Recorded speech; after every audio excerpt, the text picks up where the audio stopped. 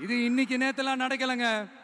1972லயே நடந்து முடிஞ்சிருச்சு. எப்போ எம்ஜிஆர் அவர்கள் கட்சி ஆரம்பிச்சாங்களோ அப்பவே அது ஒரு கூத்தாடி கட்சி.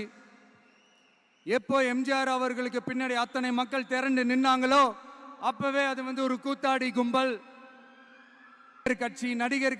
நடிகர் கட்சின்னு சொன்ன ஒருத்தர் அதுக்கப்புறம் எம்ஜிஆர் கூடயே போய் சேர்ந்துட்டாரு.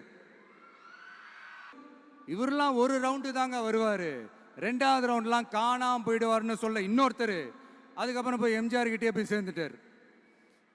ஸோ இந்த மாதிரி இவங்க ரெண்டு பேர் மட்டும் இல்லை, ஒட்டுமொத்த தமிழ்நாட்டு மக்களும் எம்ஜிஆர் அவர்கள் கூட தானே போய் சேர்ந்தாங்க. அதனால இது வரலாறு.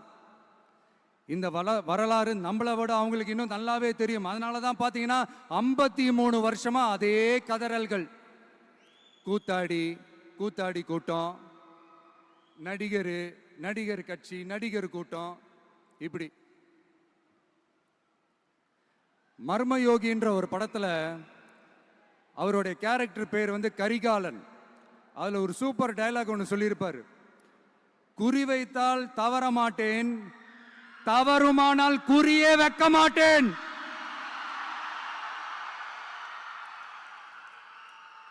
இதெல்லாம் யாருக்கு சொல்றோம், எதுக்கு சொல்றோம்னு புரிய வேண்டியவங்களுக்கு புரிஞ்சா நல்லா இருக்கும்.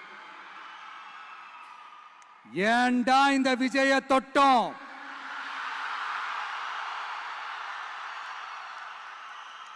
ஏண்டா விஜய் கூட இருக்கிற அந்த மக்களை தொட்டோம்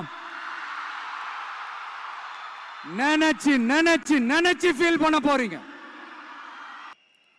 அப்புறம் நமக்கு இந்த அரசியல் புரிதல்லாம் இல்லை, அது இல்லை, இது இல்லை. அப்புறம் நான் கேட்குறேன், மக்கள் எல்லாரும் உங்களுக்கு தற்குறிகளா? அதே மக்களோட ஓட்டு வாங்க போற நாம தற்குறிகள்னா அப்ப இவ்வளவு நாள் அதே மக்கள் கிட்ட இருந்தானே நீங்க ஓட்டு வாங்கிட்டு இருந்தீங்க. அப்ப நீங்க அந்த மக்களுக்கு நீங்க காட்டுற மரியாதையும் நன்றியும் இதுதானா? ஒண்ணு மட்டும் சொல்றேன், எழுதி வச்சுக்கோங்க. இந்த தற்குறின்னு சொல்றீங்கல்ல, இந்த தற்குறிகள்லாம் ஒன்னா சேர்ந்துதான் வாழ்நாள் பூரா விடையை கண்டுபிடிக்காத முடியாத அளவுக்கு உங்க அரசியலே ஒரு கேள்விக்குறியாக்க போறாங்க. இவங்கெல்லாம் யாரும் இங்க தற்குறிகள்லாம் கிடையாது. இவங்க எல்லாரும் தமிழ்நாட்டு அரசியலோட ஆச்சரியக்குறி.